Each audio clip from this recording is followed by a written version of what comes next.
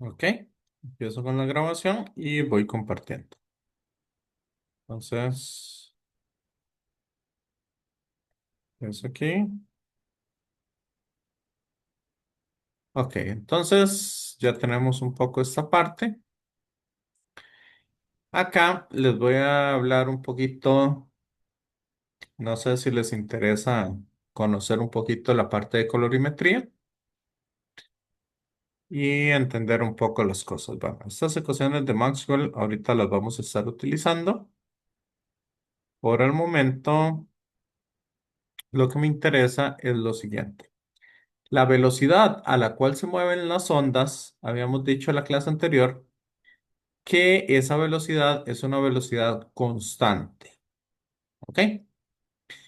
Y esa velocidad, en el caso de que se muevan en el vacío, va a estar dada por c, donde c es la velocidad de la luz, que dijimos que lo podríamos redondear, ¿verdad? Mucha gente no le gusta porque es un valor límite.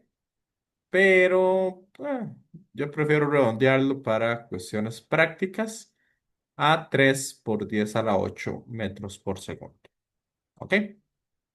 Y como la velocidad de la luz está dada por lambda multiplicado con la frecuencia, entonces para cada onda vamos a tener una longitud específica y una frecuencia específica. ¿Ok? Entonces, la longitud de onda y la frecuencia van a estar íntimamente relacionadas. Por lo tanto, si aumento la longitud de onda, debo disminuir en igual medida la frecuencia. ¿Ok? Para que ese producto siempre me dé un valor constante. Ok, en el caso de la luz visible, vamos a tener que, por ejemplo, el violeta va a estar entre 400 y 440 nanómetros aproximadamente. El azul entre 440 y 480 y así para el verde, amarillo, naranja y rojo. ¿Ok? Que estas son las diferentes longitudes de onda que nosotros podemos tener. Entonces, eso básicamente se va a ver con lo que se conoce como un espectro electromagnético, que esto es, por decirlo así, una representación de las diferentes ondas que tenemos para diferentes longitudes de onda. ¿Ok? Esta franjita aquí pequeñita que podemos observar, eso es luz visible. En otras palabras, vamos a tener un montón de ondas y solo una fracción de todas esas ondas son las que nosotros podemos observar. ¿Ok? Recuerden que nuestros ojos realmente lo que hacen son, o lo que son, es receptores de onda. Entonces, esas ondas que estarían observando nuestros ojos, básicamente el cerebro las recombina y las hace ver como diferentes colores. ¿Ok? ¿Saben lo que es un espectro? ¿Cómo es? Lo que, vamos a ver una cosa, lo que es ay, estos gráficos, se me fue el nombre. Bueno, entonces, ahorita les vuelvo a decir. Entonces, acá nosotros vamos a tener que aquellas longitudes de onda bastante grandes, en el orden de los metros, estamos hablando que son ondas de radio y ondas de televisión. ¿Ok? Cuando estamos hablando en este orden de acá, Esto es lo que se conoce como los microondas. ¿Ok? Ahí se usa mucho en telecomunicaciones y se usa mucho en varias cosas. Igual, un horno de microondas funciona en ese rango. ¿Sí? ¿Y saben cuál es la función del horno de microondas como tal? Compañeros, compañeras.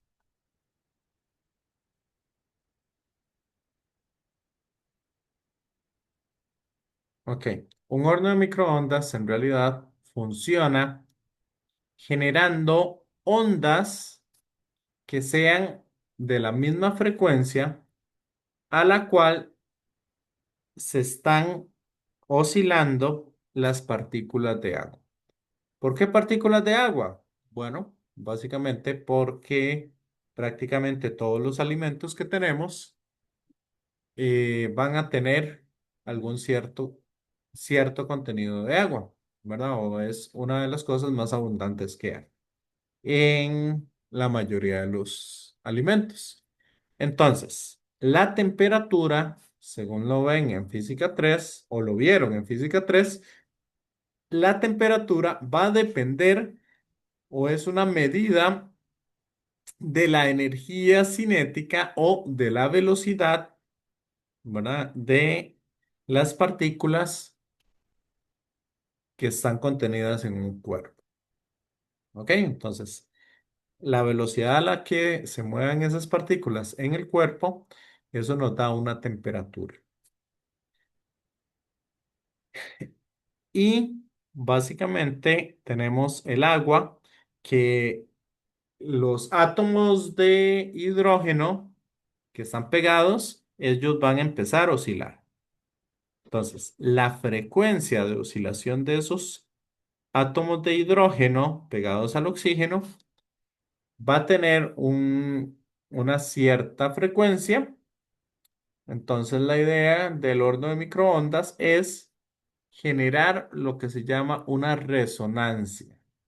O sea, si nosotros mandamos una onda a la misma velocidad, estas van a empezar a girar o van a empezar a moverse mucho más rápido. ¿Ok? Entonces, aumentando la amplitud y aumentando la velocidad a la cual se mueve. Por ello, si aumentamos la velocidad, aumentamos la temperatura. ¿Ok? Ese es el principio básico del horno de microondas. ¿Vamos bien? Ok. Por acá tenemos lo que sería el infrarrojo, que si llevan física 4 van a empezar a observar un poco que, por ejemplo, todos los cuerpos van a empezar a emitir ondas electromagnéticas gracias a la temperatura a la que se encuentran. Ok, entonces ahí la gran mayoría de cuerpos o los cuerpos vivos por lo general van a emitir ondas electromagnéticas en el rango del infrarrojo. Tenemos lo que es la luz visible y después tenemos lo que sería el ultravioleta. Acá básicamente tenemos otra cosa importante. Esto no es parte del curso, la siguiente ecuación, pero sí nos ayuda a entender un poco algunas cosas. Y es que la energía que tienen las ondas electromagnéticas va a estar dada por la, no me acuerdo si era H o H barra. Que llevo muchos años de no dar física 4, entonces detallillos como ese se me van olvidando. Pero la energía está relacionada por una constante que se llama la constante de Planck multiplicado por la frecuencia. ¿Ok? Entonces, entre más frecuencia tengamos, o sea, entre más disminuyamos la longitud de onda, más energía va a tener las partículas. ¿Ok? Es por ello que partículas del ultravioleta B más o menos en adelante, ¿ok? todo este rango de partículas, lo que se llama ultravioleta, lo que se llaman rayos X y rayos gamma, todas esas se conocen como radiaciones ionizantes. ¿Saben lo que es la radiación ionizante? Compañeros, compañeras.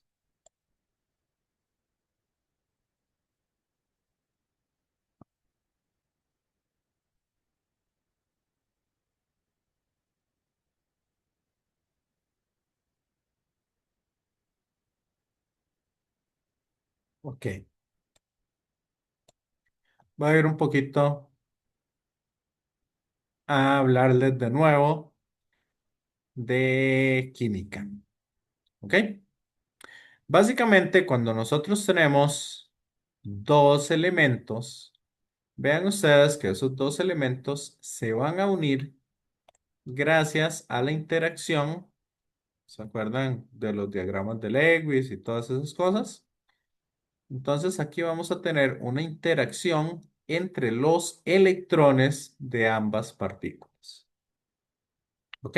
Esas interacciones que tenemos ahí básicamente son lo que permite que la molécula o que, sí, que un compuesto se forme. ¿Ok?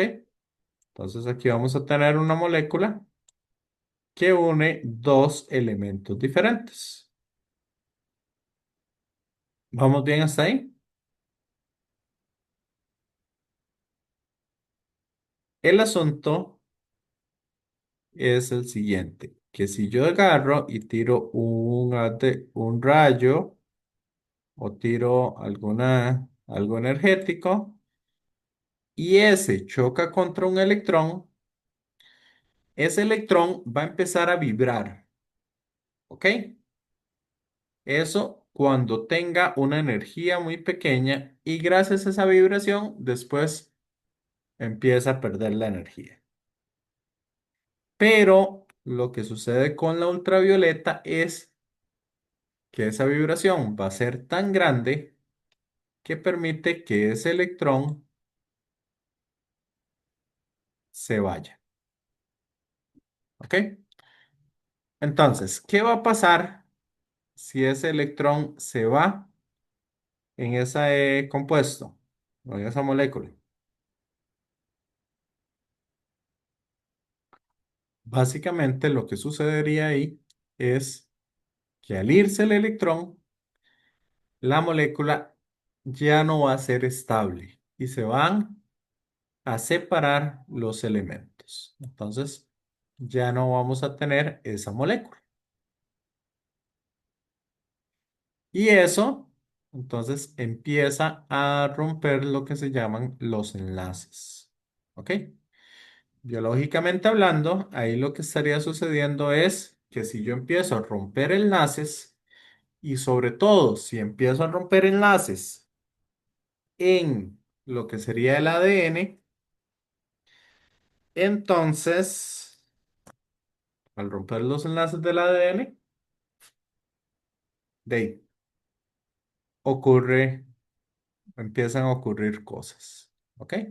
El ADN se va a volver a regenerar, pero va a perder información genética. Y gracias a esa pérdida de información genética que está teniendo el ADN, puede perder algo de información, como por ejemplo el crecimiento de la partícula, perdón, de las moléculas de ADN o de la célula como tal, va a perder información sobre cada cuánto o cuándo se tienen que empezar a desarrollar o a, ¿cómo es que se llama? A separar, ¿verdad? A reproducirse y se puede reproducir de una manera descontrolada. Ok, entonces empieza a reproducir y reproducir y reproducir y esas nuevas células van a tener la misma información que tenía la célula anterior y así sucesivamente. ¿Ok? También puede ser que la célula, gracias a la pérdida de esa información, se muera. Ahí no pasa nada. Pero si pierde la información y se empieza a reproducir, eso es lo que se llama los bultos y por eso y eso es lo que se llama el cáncer. ¿Ok? Entonces, el hecho de que nosotros tengamos más allá del ultravioleta energía suficiente para reaccionar de esa manera, entonces por eso se llaman radiaciones ionizantes. ¿Por qué? Porque ionizan la materia o quitan electrones en la materia. ¿Está claro con esto, compañeros, compañeras?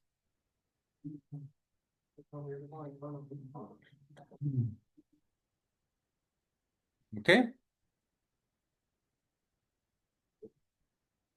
Acá, en el caso de estas otras ondas, estas no son ondas ionizantes. Es por ello que, digamos, esto de acá no van a generar esos perjuicios. El asunto es que eso todavía no se ha estudiado completamente, pero sí se han visto que hay algunas alteraciones, sobre todo en la parte de la función cerebral y cosas por el estilo, cuando tenemos una cantidad muy grande, o sea, una amplitud de ondas bastante grande, ¿verdad? Tenemos muchas ondas. Entonces, todo ese montón de ondas empiezan a afectar algunas cuestiones, por ejemplo, el sueño u u otras anomalías dentro del cerebro humano. ¿Ok? Pero, digamos, no hay en realidad estudios totalmente concluyentes al respecto. O por lo menos yo no he visto estudios concluyentes al respecto. Por eso que le digan a usted que le va a dar cáncer por estar calentando una comida en el microondas, no le veo por dónde, puesto que el microondas ni siquiera es radiación ionizante. ¿Ok?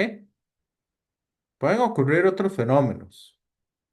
Yo no digo que sí, ni digo que no, porque no, no he visto estudios realmente concluyentes al respecto. Pero en ese caso, sí es un poco, sí son seguras, digamos, el usar un horno de microondas y tampoco es que les va a dar cáncer por comer comida de microondas. ¿Ok?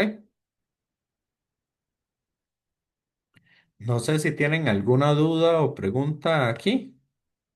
Si algo les parece curioso, les parece interesante, les gustaría saber algo más de esto, compañeros, compañeras.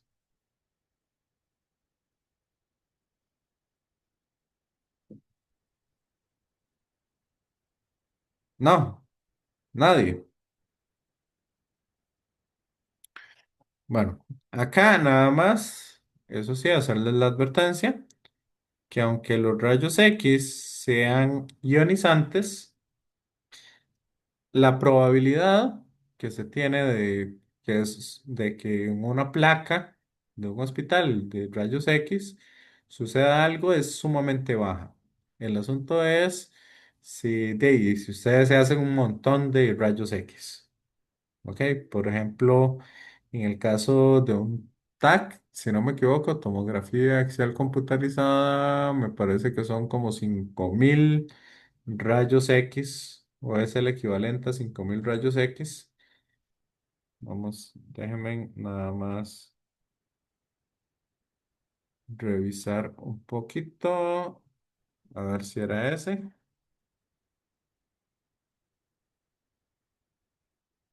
TAC, eh,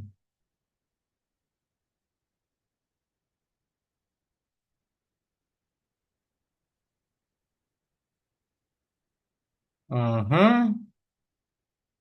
Ah, bueno, aquí, pero aquí viene en unidades de milisievert.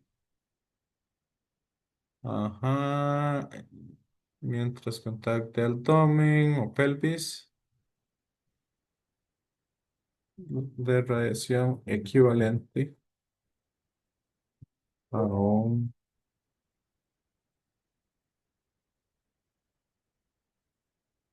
Una placa.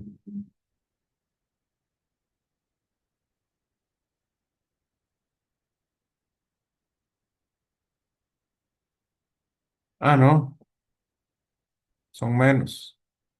Está entre 100 y 800 radiografías de tórax, dependiendo de la región. ¿Ok? Entonces ahí tenemos un poco esa parte. ¿Ok?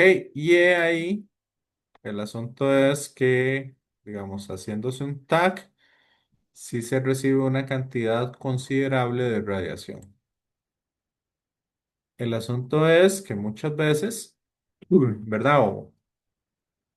O es mejor hacerse un TAC y lograr encontrar alguna enfermedad o alguna cuestión que pueda ir en contra de la vida, pero también el asunto es no abusar. La idea es que, digamos, en el caso de los TAC, habría que hacer, eh, ¿cómo es que se llama? En el caso de los TAC, el asunto es que se permiten, creo que es como 2 cada 5 años, una cosa así. Ok, entonces habría que tener, ¿verdad? Un poco de cuidado en ese sentido y, digamos, en la parte médica, sí sería un poco mejor o es un poco más recomendable lo que sería una resonancia magnética, ya que no va a emitir la cantidad de radiación que estaría emitiendo un TAC. Y los resultados a veces son un poco similares. ¿Ok? Algunas veces puede ser mejor una resonancia magnética, tanto por salud radiológica como por la imagen que se presenta en algunos sentidos. ¿Ok? Entonces ahí nada más para que lo tengan en cuenta.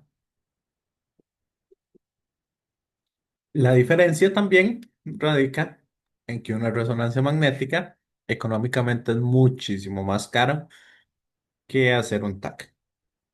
¿Ok?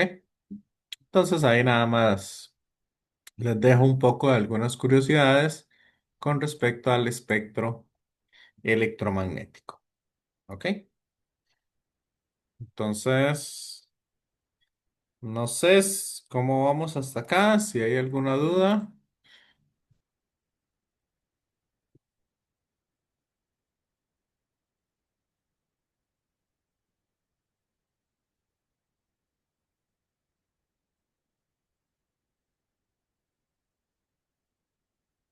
¿Ok? Vamos bien, más o menos. ¿Cómo vamos con esto? Compañeros, compañeras. Ok. Bueno, en cuanto a la parte de colorimetría, para hablarles un poquito al respecto, no sé, me gusta, digamos, darles algo de esa información. La idea es lo siguiente, cuando nosotros hacemos una, acá empezamos a medir, ese es lo que se me olvidó, por eso lo estaba buscando ahí. Cuando medimos aquí la intensidad de la luz o la intensidad de las ondas, en otras palabras, ¿cuántas ondas hay con respecto a una longitud de onda? Acá se forma básicamente algo como esto. ¿Ok? En este caso, estas serían todas las ondas que estarían llegando o que estaríamos observando nosotros. ¿Ok? Esto sería la cantidad de ondas versus la longitud de onda que tengamos. Entonces, cuando nosotros vemos algo, vemos el verde, significa que la gran cantidad de ondas que están llegando, la gran cantidad de ondas ronda los 550. Entonces, tenemos un pico alto donde ahí se están viendo ese espectro. ¿Ok? Por eso, cuando nosotros vemos, por ejemplo, un árbol, ¿verdad? O las hojas de un árbol, o vemos alguna cuestión que sea verde, básicamente nosotros o eso no está emitiendo esas ondas, sino que es lo que pasa, que cuando vienen las ondas a la hoja, vienen las ondas a la hoja, aquí tengo el cuerpo, entonces esas ondas van a rebotar y lo que yo estoy observando básicamente es que aquí las ondas de otros colores las va a absorber mayormente. ¿Ok? Y va a emitir en la frecuencia que nosotros estamos viendo. ¿Ok? ¿Me siguen con esto? Compañeros, compañeras.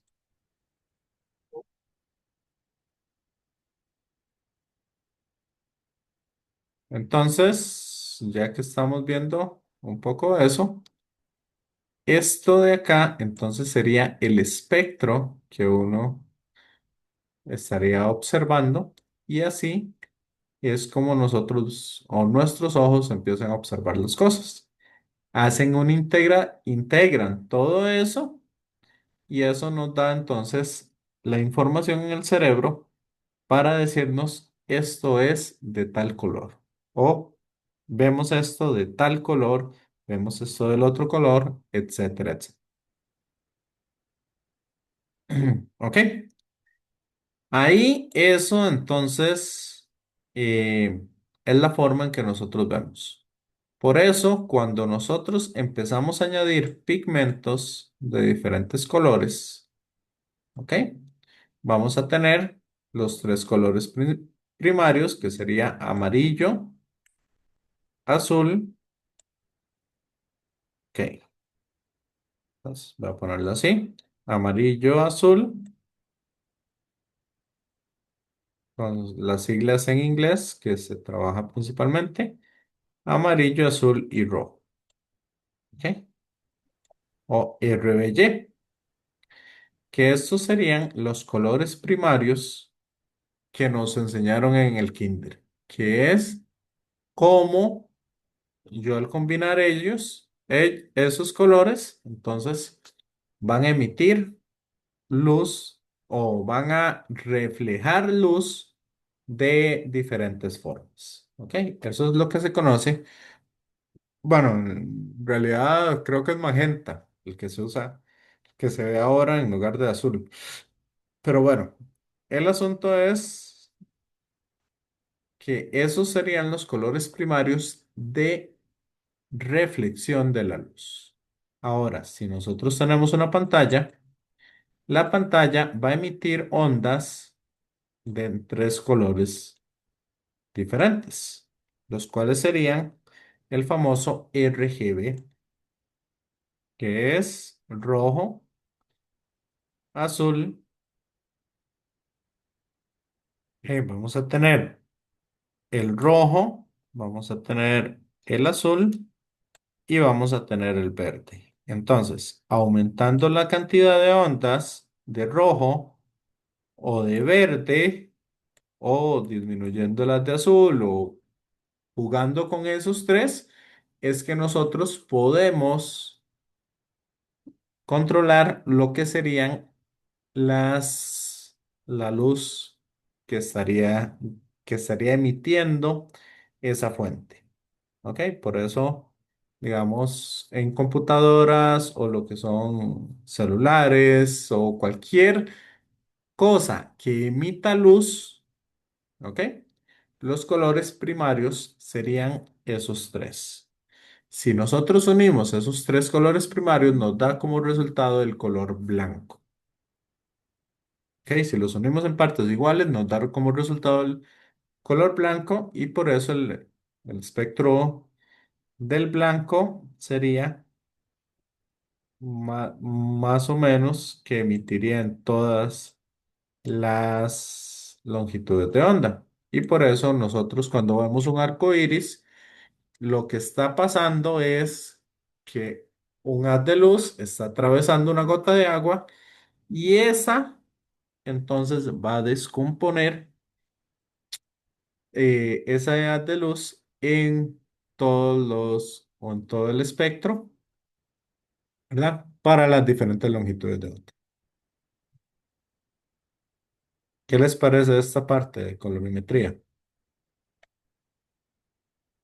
¿Habían escuchado algo antes,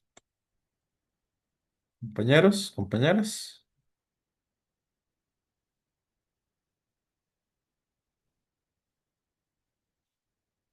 Ok,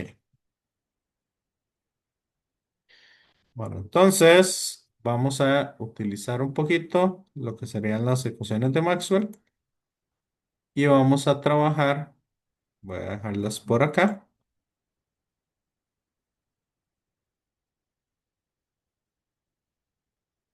ok, me interesa tenerlas aquí al lado porque, vamos a ver, no me las sé 100%,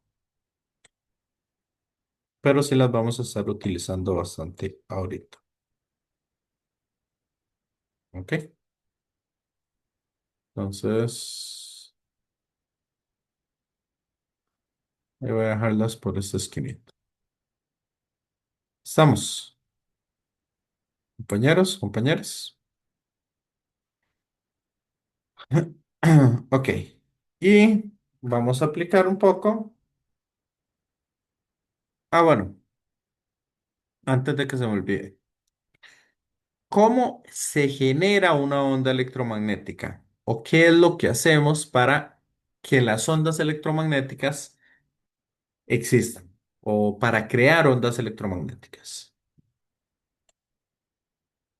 ¿Ok? Aquí dice un poco lo que dice el libro, pero en realidad es un poquillo más amplio. No sé, alguien que quiera decir qué cree que cómo se generan las ondas electromagnéticas.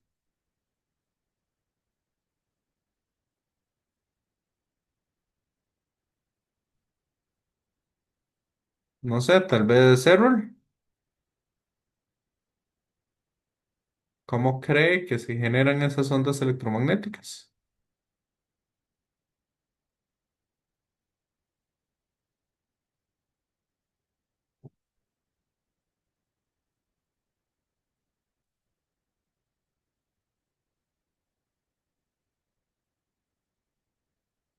Wendy,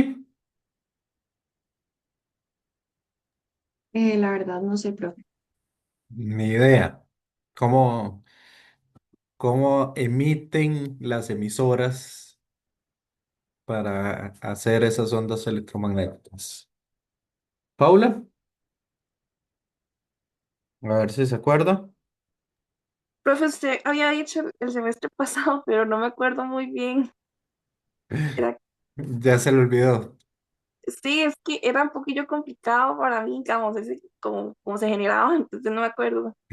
Ok, no sé. It's a me.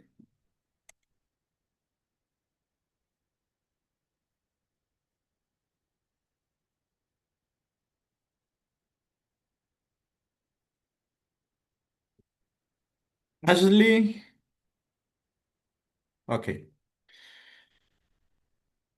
Bueno, voy a explicarles así de una vez y rápidamente. Para generar una onda electromagnética es bastante simple, en realidad. Lo único que necesitamos para generar esas ondas electromagnéticas es acelerar una carga, ¿ok? Obtener una carga eléctrica acelerada. Eso ya me empieza a generar lo que serían las ondas electromagnéticas. Entonces, por ejemplo, para hacer rayos X, lo que se hace es que los electrones primero se aceleran a una cierta velocidad, ¿ok?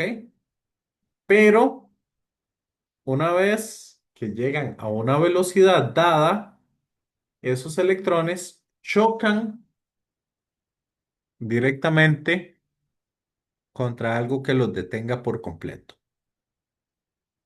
¿Ok? Ese hecho de que los detenga por completo,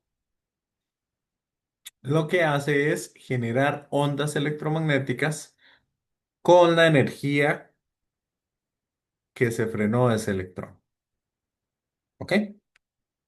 Eso es, o esa es la forma en que se forman ondas electromagnéticas. Primero acelerando, también se pueden generar deteniéndose, o también yo puedo tener una aceleración constante de esos electrones. ¿Cómo?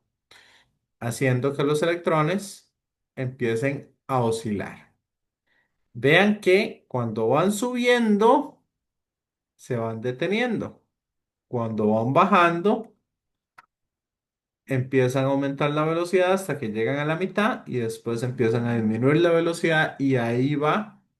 Y por eso, de esa manera, es que logramos obtener una onda senoidal o cosenoidal.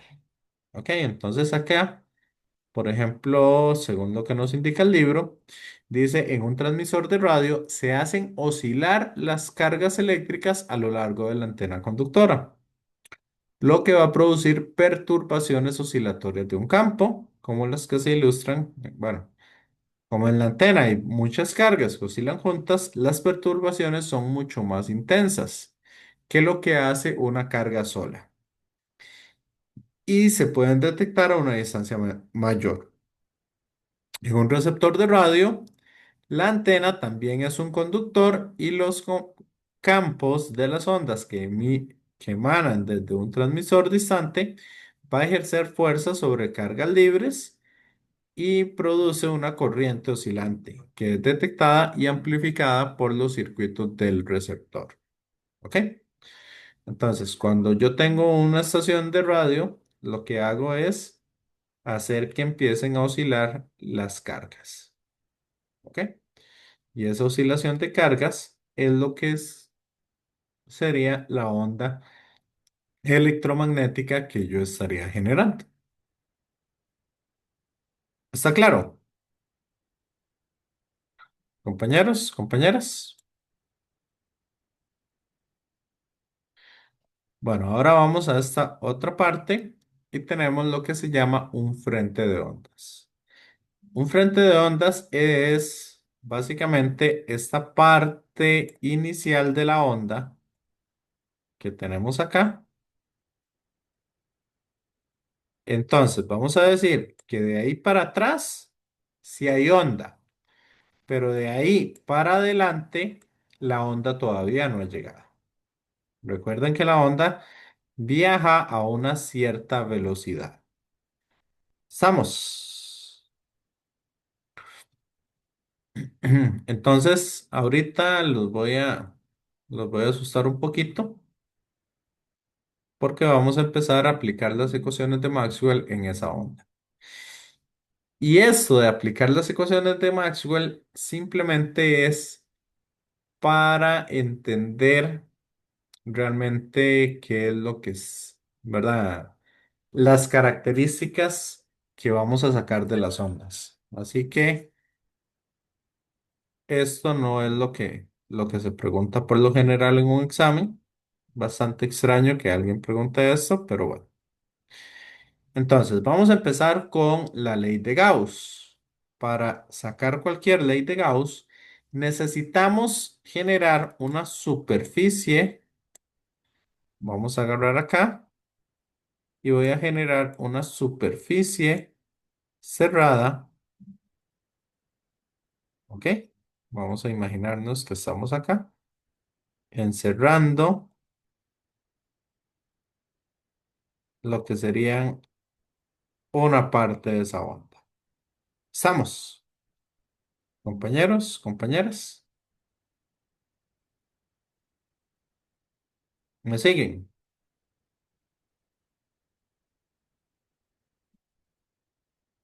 Entonces, ¿cuál va a ser el flujo? eléctrico que vamos a tener en esa superficie cerrada. Vean que las líneas de campo entran por acá y salen por la superficie, por la de arriba. ¿Ok? Si tengo otra línea de campo, pasa por acá y sale por acá. Entonces, ¿cuál es el flujo total que vamos a tener sobre esa superficie cerrada? Aquí sí necesito que interaccionemos un poco más para saber si están entendiendo.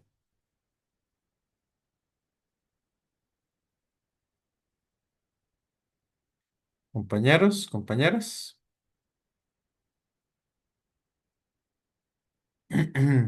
¿De?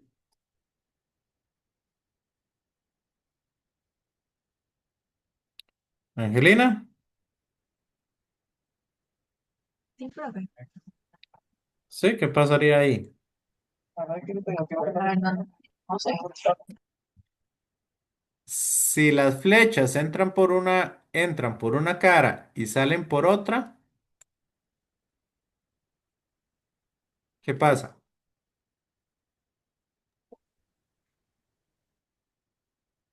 Ajá, O sea, ¿qué pasa con Keio? con el flujo. Debería ser o no, Exacto. porque no está, no, digamos, bueno, sí, eso, que está saliendo totalmente.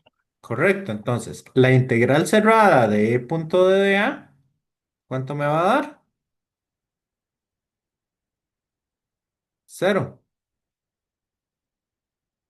¿Qué implicación tiene eso entonces? Eso entonces lo que me explica es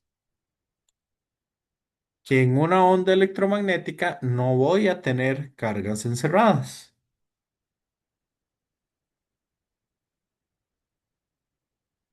¿Me siguen?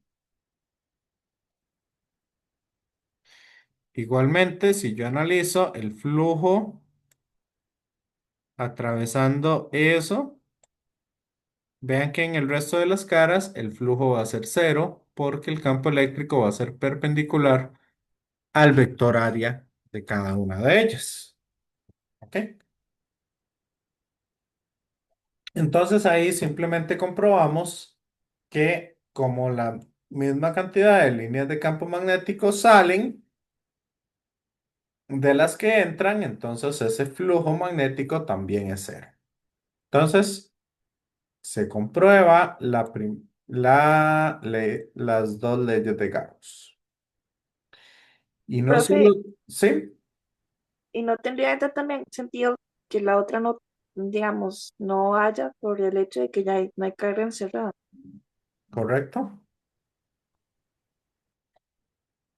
Entonces, la primera ley de Gauss lo que nos dice es que las cargas o que las ondas electromagnéticas no llevan partículas en sí. O sea, no tienen cargas encerradas. ¿Está claro?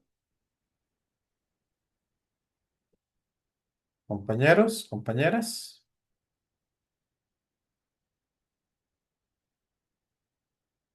Ok, excelente. Vamos entonces con las otras dos leyes que tenemos ahí. Esta nos dice que hagamos un flujo. Bueno, empezamos con la última. Acá tenemos que calcular entonces la integral de línea.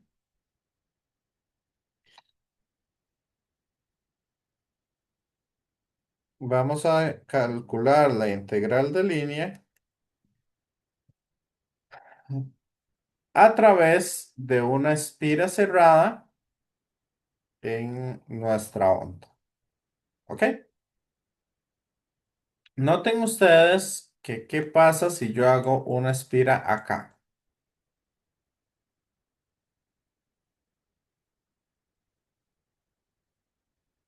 ¿Tendría sentido esa espira aquí?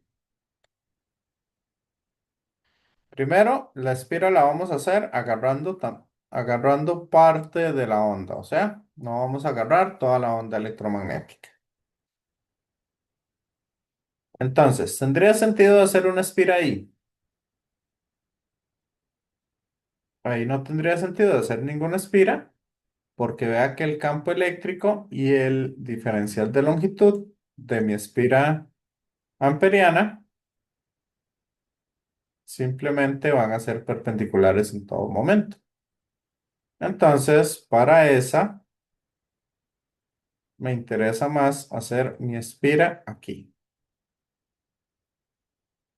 en este otro lado. ¿Ok? Ahora, esa espira amperiana, yo le puedo dar la dirección que yo quiera. Entonces, yo le voy a dar esta dirección. Esta va para allá, esta va para allá, esta va para allá y va para allá. Entonces, el recorrido de mi espira amperiana va a ser en sentido horario. ¿Está claro? Compañeros, compañeras. Entonces, vamos a decir que esta longitud de mi espira mide A. ¿Y cuánto mide esta longitud desde aquí hasta acá?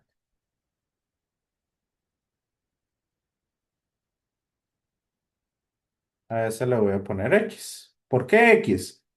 Porque ese valor de X va a ir variando conforme mi onda se vaya expandiendo. ¿Está claro? Ok, entonces vamos a decir, si aplicamos la ley de Gauss, ¿cuál sería la integral para, para este lado de acá?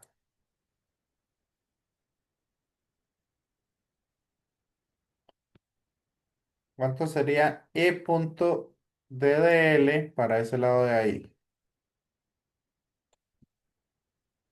¿Itzamit?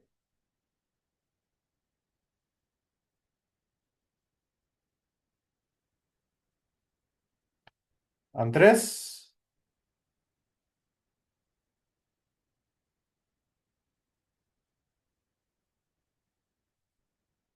Rafael,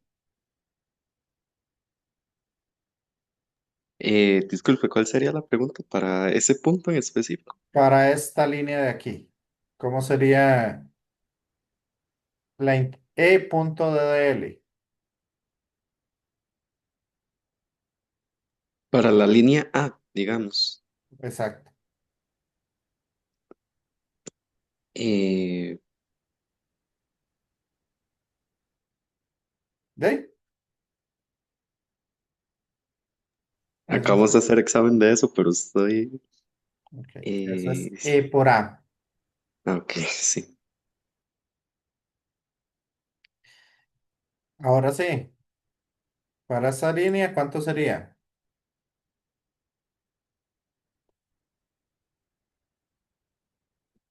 Producto punto.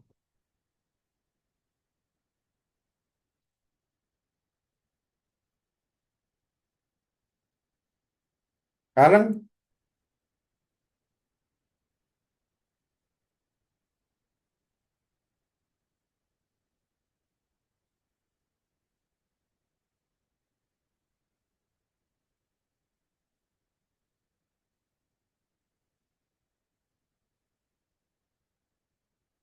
Ashley.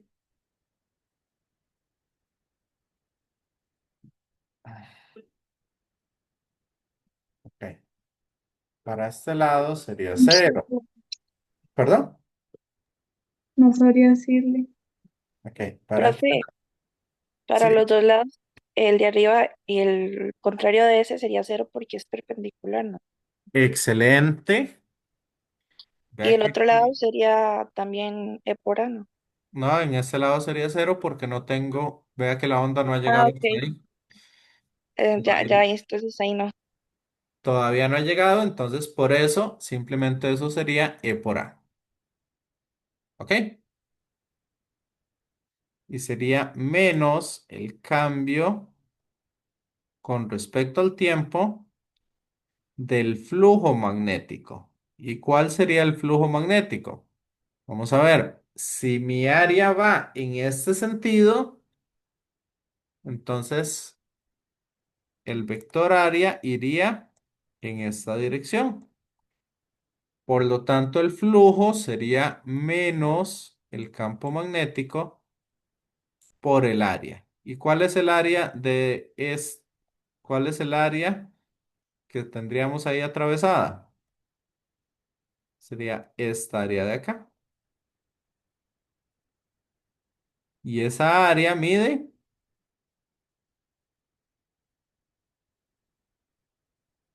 compañeros, Profe, compañeros, sería A por X, ¿no? correcto. Este menos se me cancela con este menos y me queda entonces que E por A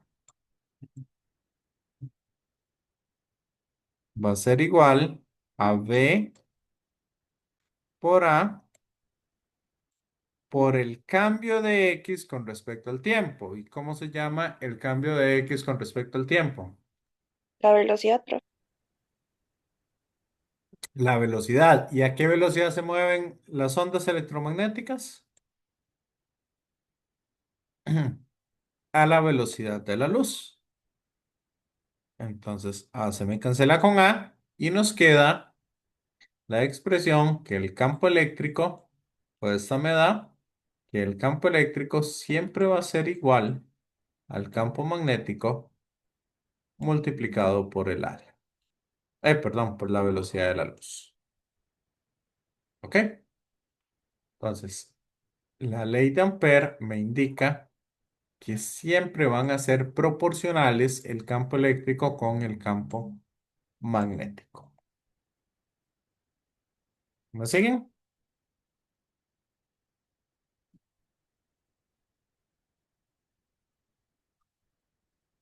Ok. Entonces, ahora vamos aplicando la espira en el otro lado, por la misma razón, ¿verdad? Para que no me dé cero en todo lado. Entonces, si ponemos nuestra espira acá,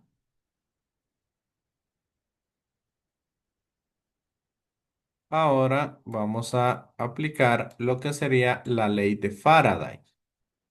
Y en este caso, la dirección acá la voy a hacer así, de mi espira amperiana, de mi espira, de la espira que tenemos ahí, de la espira cerrada para la ley de Faraday. ¿Ok? Entonces, empezamos ahí. Esto decimos que mide A y esta distancia de aquí a aquí, de aquí hasta acá, va a medir X. ¿Ok?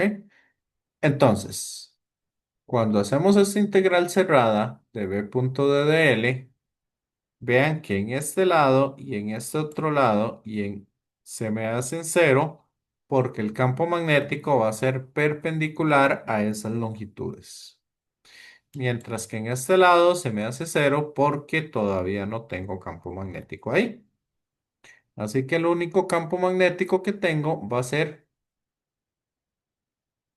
B por A. Es el único campo magnético. ¿Ok? Entonces, esta integral me va a quedar B por A. Y eso va a ser igual a mu sub 0 multiplicado por ¿cuánta corriente está atravesando la onda electromagnética? Como vimos que no tengo cargas encerradas, significa que por ahí no está pasando ninguna corriente de conducción. O sea, las cargas no pasan, no se mueven a través de mis ondas electromagnéticas. Y eso va a ser entonces mu sub 0 por epsilon 0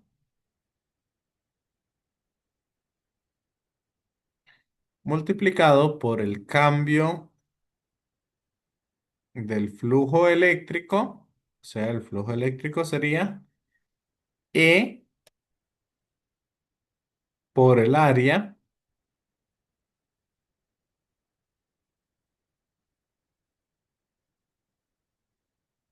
y E por el área sería el área de esta parte de acá.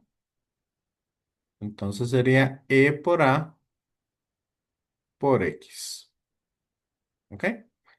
Entonces, el A que es constante, sale y se me elimina con S y nos queda entonces que B va a ser igual a mu sub 0, epsilon 0 por E por C. ¿Ok? Donde lo único que cambia es X y ese cambio de X con respecto al tiempo, como dijo Paula, eso es la velocidad. Entonces, que en el caso de las ondas electromagnéticas es la velocidad de la luz. ¿Vamos bien hasta acá?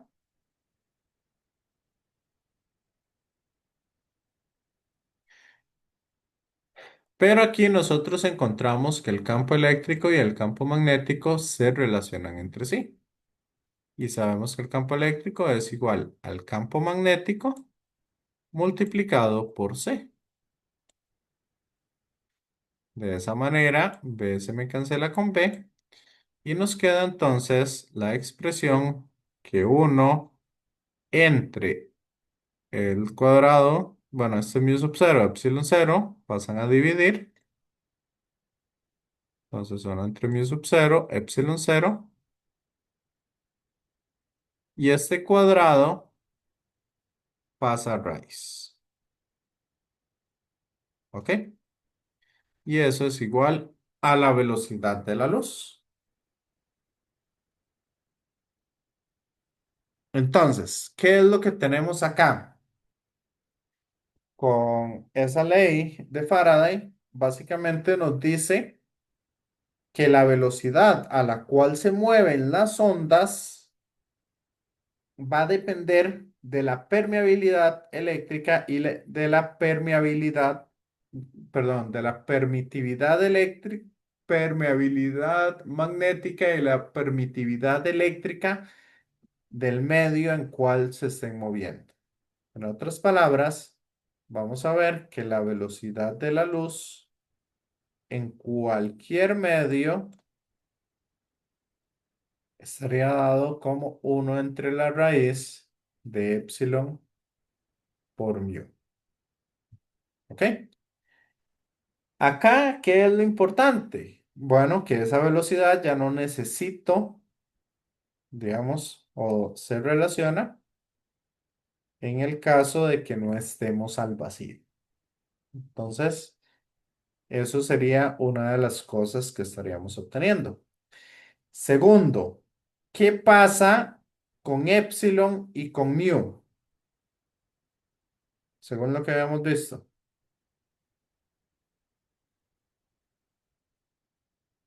En los medios, epsilon y mu van a tener valores mayores siempre al vacío.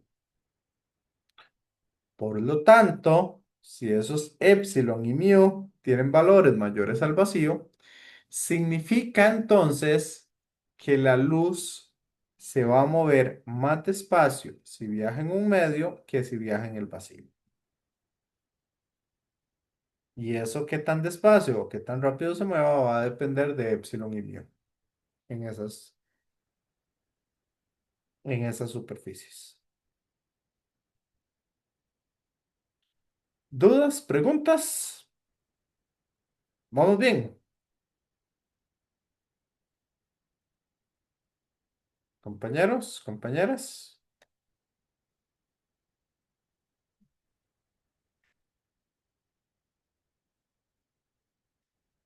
Ok, y esta velocidad, como esto siempre es mayor que epsilon 0 y mu sub 0, esa velocidad siempre va a ser menor a la velocidad de la luz.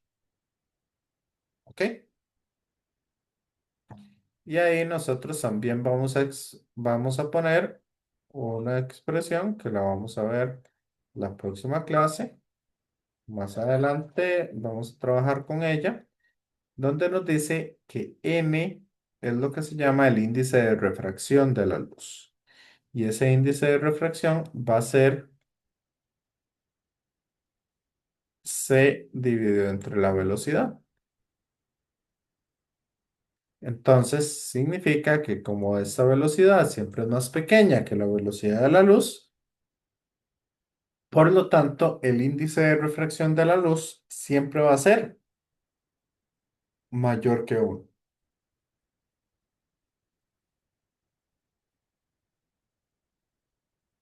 Sí, no, más o menos. Compañeros, compañeras,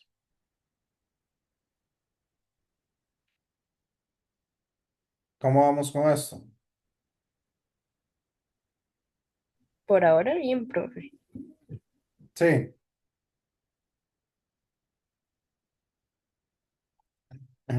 Ok. Esta es como la parte más difícil que vamos a tener en esta sección. Y como les dije, prácticamente nunca se pregunta cosas así. Entonces, ahí lo que estamos encontrando simplemente serían características que tenemos. Entonces, aquí resumiendo, ¿qué podemos resumir? Primero, la onda, la onda electromagnética siempre va a ser una onda transversal. ¿Recuerdan? Teníamos las longitudinales y teníamos las transversales. Entonces, siempre van a ser ondas transversales. Primero. Segundo, si el campo eléctrico y el campo magnético tienen que ser perpendiculares entre sí. ¿Por qué? Porque si no, las ecuaciones de Maxwell no nos funcionan. ¿Ok? Porque acuérdense que tenemos que sacar la integral de E punto de dl y tenemos que sacar también la integral del B punto diferencial de área para los, ¿cómo es que se llama? Para las espiras. Si no son perpendiculares, básicamente esas ecuaciones no van a ser compatibles. ¿Ok? Ahora, aparte de que son perpendiculares entre sí, la onda siempre se va a mover perpendicularmente en una dirección perpendicular a ambos. O sea, se mueve en la dirección que me da el producto cruz entre el campo eléctrico y el campo magnético. Ok, esa es la dirección de propagación de la onda. O sea, hacia dónde se está moviendo la onda. Otra característica, el campo eléctrico y el campo magnético siempre van a ser eh, proporcionales. Por lo tanto, E es igual a C por B. Si viajan en el vacío, viajan a una rapidez definida e invariable. ¿Por qué? Porque mu sub 0 y epsilon 0 son constantes. Por lo tanto, la velocidad de la luz tiene que ser un valor constante. ¿Estamos? Y aquí, a diferencia de las partículas que oscilan en una onda mecánica, por ejemplo, un terremoto necesita la Tierra para poder avanzar. El sonido necesita un medio para poder transmitirse, que en este caso podría ser el aire. En el agua, las ondas necesitan el agua para poder generar. Pero, ¿qué sucede con las ondas electromagnéticas? Se pueden sostener a sí mismas. Entonces no necesitamos un medio, sino que lo que estamos haciendo son variaciones de campos eléctricos y campos magnéticos haciendo que esas variaciones siempre van a ser, eh, siempre van a generar eso.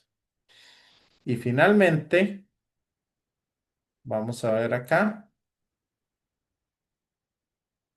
dice que las ondas siempre tienen que estar en fase. ¿Qué significa en fase? Que en el momento en que el campo magnético es máximo, el campo eléctrico también es máximo. Si el campo eléctrico es cero, el campo magnético es cero en ese punto. Y así sucesivamente. Entonces, las variaciones de las ondas periódicas siempre van a ser iguales, tanto para el campo eléctrico como para el campo magnético. ¿Vamos bien? Compañeros, compañeras.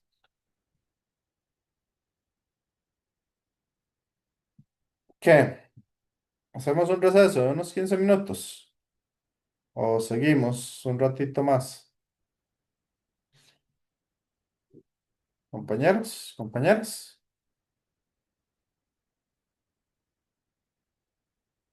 ¿Qué deciden? Befe, Profe, si seguimos, salimos antes, ¿verdad? Sí, podríamos salir. Démosle unos 15 minutos más de información. Yo voto que seguir. Bueno, entonces sigamos. Ok, acá vamos a tener las fuentes de ondas, a menos que nos digan lo contrario, nosotros vamos a verlas como si fuentes isométricas.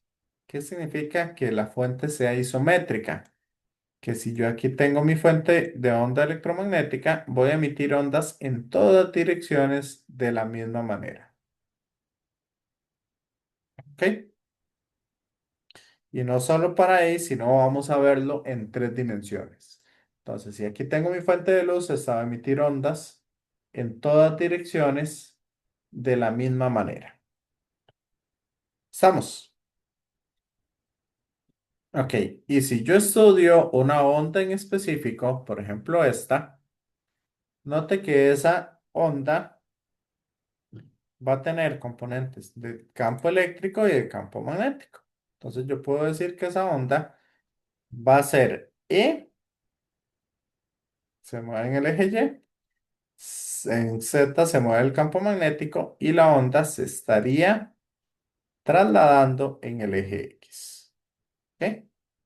Por eso es por lo que E cruz B, si yo hago E cruz B, me da la dirección del campo magnético. Perdón, de la dirección de la onda.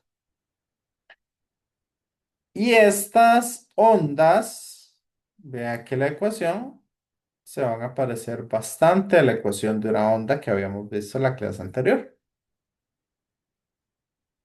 Entonces, yo puedo expresar las ecuaciones de esas ondas electromagnéticas como el campo eléctrico, que depende del tiempo y de la posición, lo voy a escribir como el campo eléctrico máximo, por el coseno de kx menos omega t.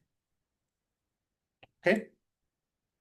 Pero ¿qué pasa? Las dos ondas están en fase. Por eso, el campo magnético se debe expresar de la misma manera. Y no solo que están en fase, sino que además van a ser perpendiculares entre sí. Entonces, las ecuaciones o el vector campo eléctrico estaría dado por esa ecuación, mientras que el vector campo magnético estaría dado por esa otra ecuación. Y ahí tenemos la frecuencia angular, que sería 2pi por la frecuencia, y el número de onda que vimos en la clase anterior, que sería 2pi entre lambda. Ok, de esa manera logramos encontrar lo que sería el campo eléctrico y el campo magnético.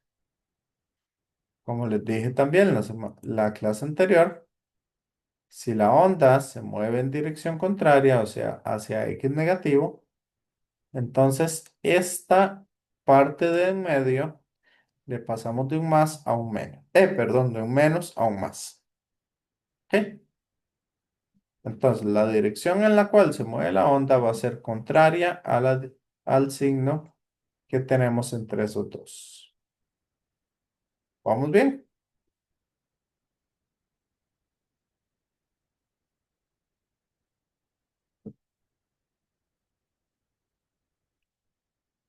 Compañeros, compañeras.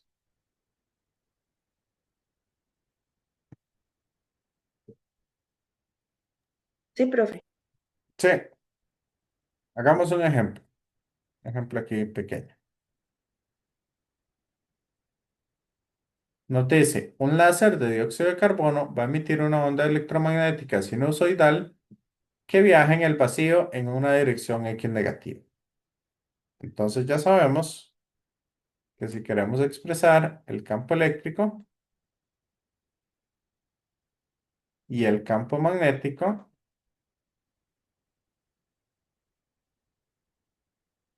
sería campo magnético. Aquí, si nos dice sinusoidal, podemos usarla con senos o con cosenos.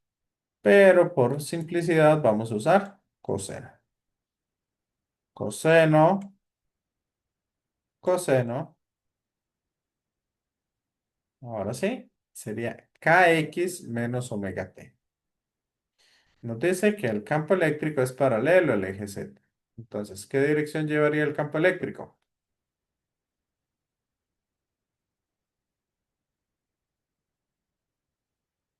En K.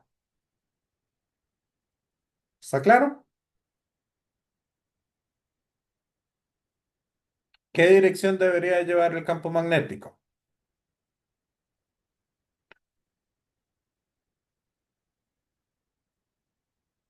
Compañeros, compañeras.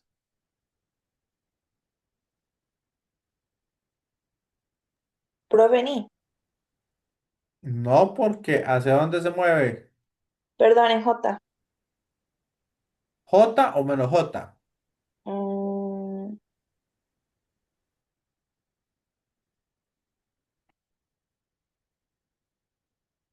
Ok. Ian dice que menos J. Entonces vamos a ver. Este es X, este es Y este es Z. Entonces, ¿qué vamos a decir? El campo eléctrico va para allá. profe, yo digo que en J, pero no estoy 100% seguro. Vamos a ver si hacemos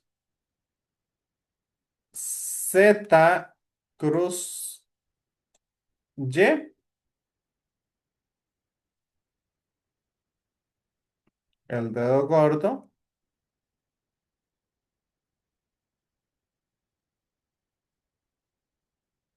apunta hacia allá y cumple claramente con lo que nos dicen.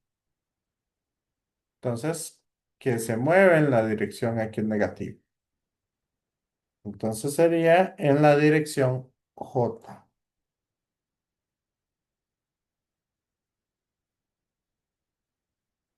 ¿Vamos bien? Sí, profe. Ok. Continuamos para que vayan viendo. Nos dicen que la longitud de onda es 10,6 micrómetros. Entonces, ¿quién sería acá?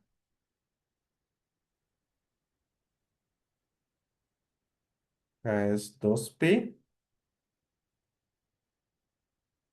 entre lambda, que sería 10,6 por 10 a la menos 6 metros. ¿Y eso me da cuánto?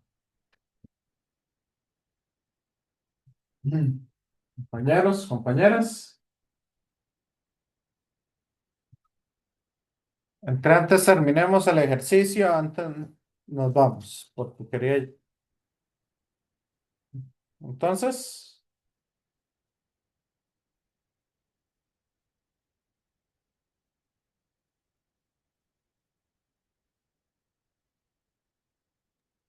Profe, a mí me da, bueno, está en radianes, no hay problema, ¿verdad? Ah, sí. Porque, Igual lo que me interesa de mm, radianes es cuando saco un seno o un coseno.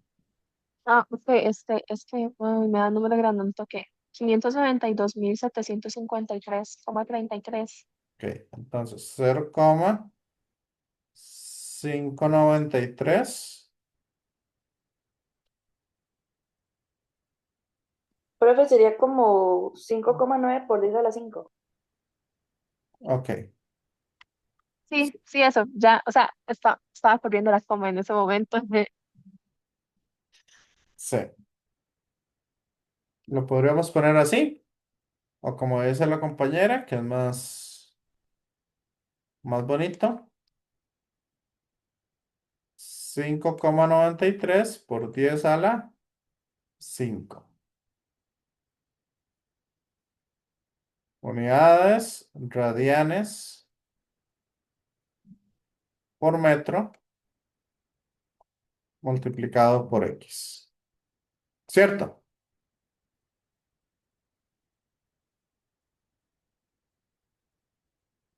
Entonces, 5,93 por 10 a la 5.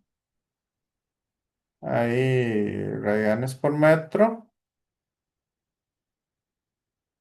Bueno, más omega. ¿Cómo saco omega?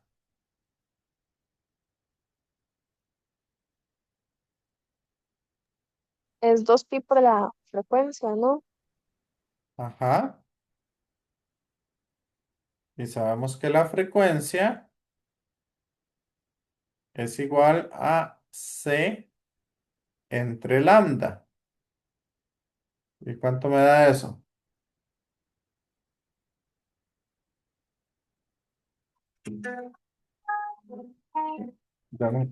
Vayan calculándolo. A lo buenas.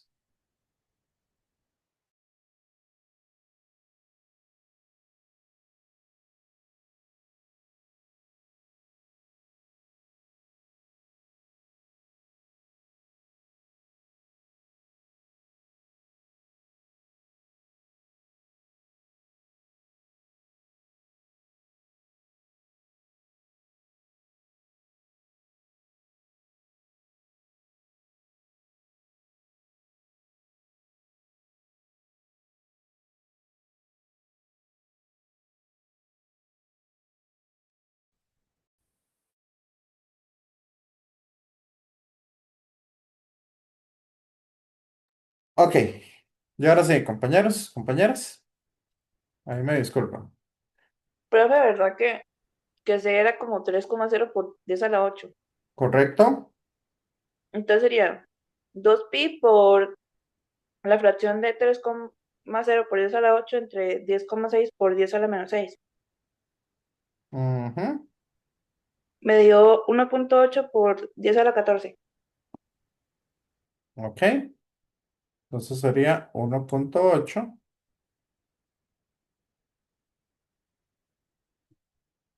Bueno, 1,78 para ponerle un par de decimales por 10 a la 14. Y eso serían radianes por segundo multiplicado por el tiempo. ¿Ok? Y esto de acá lo volvemos a copiar acá en este caso. ¿Ok? ¿Qué más tenemos? Sabemos que el campo eléctrico máximo es de 1,5 megavoltios, o sea, por 10 a la 6 voltios por metro. ¿Y cuál sería el valor del campo magnético?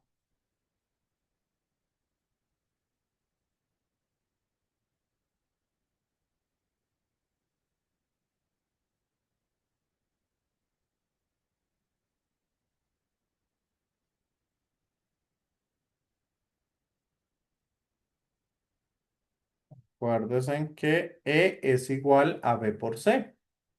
Por lo tanto, B es igual al campo eléctrico dividido entre C. Y eso me da.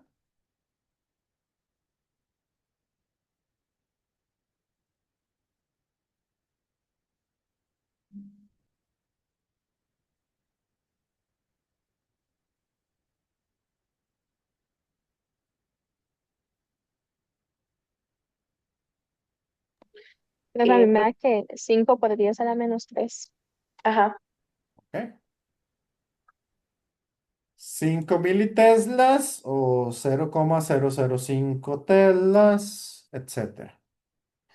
Y estas serían las ecuaciones del campo eléctrico y el campo magnético ya expresadas.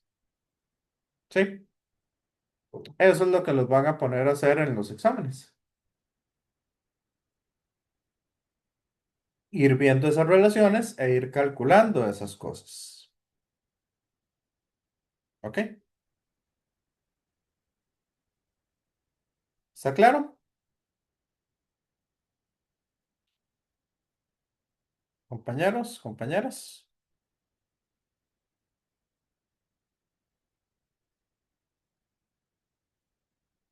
sí, pero Ok. Entonces, ¿qué pasa si nos movemos en un medio que no sea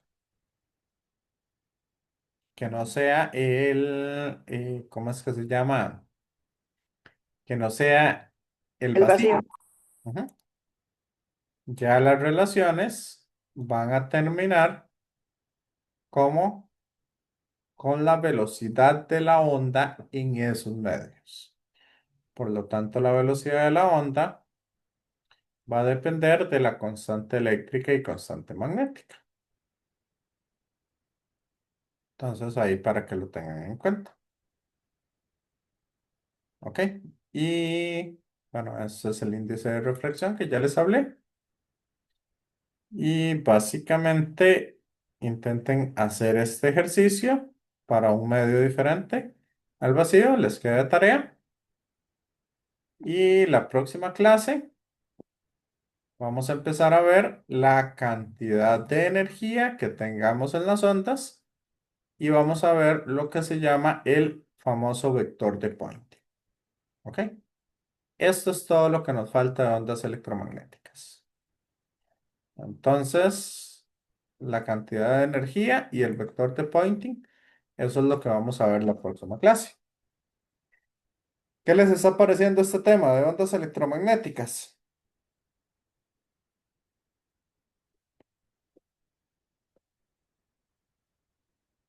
Un poco más sencillo que lo otro, ¿o no? Compañeros, compañeras. Profe, la verdad, más fácil. Ujú. Entonces, lo que los van a poner a hacer es eso.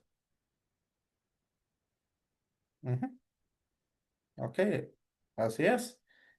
Para poder entender todo esto, digamos, o para poder sacar esas características, necesitábamos saber todo lo del electromagnetismo.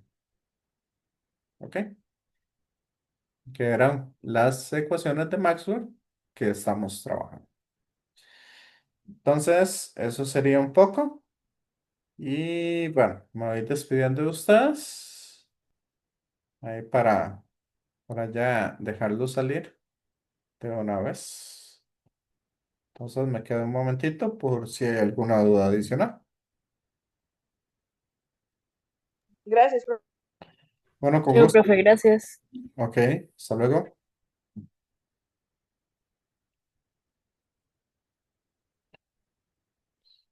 Ok.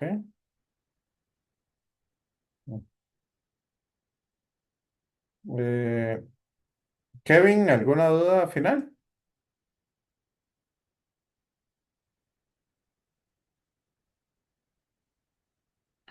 Kerlin, ¿alguna duda final? Ok, ya se fue Kerlin. Ian, sí, ahora en la tarde voy a estar aquí en la oficina y cualquier cosa, si no puedo puede conectarse ahí. Ujú. Ok, bien. Angelina, ¿duda final? No, profe, gracias. Ok, Todo bien. nos vemos con gusto. Hasta luego. Ok, hasta luego. Christopher, ¿alguna duda final?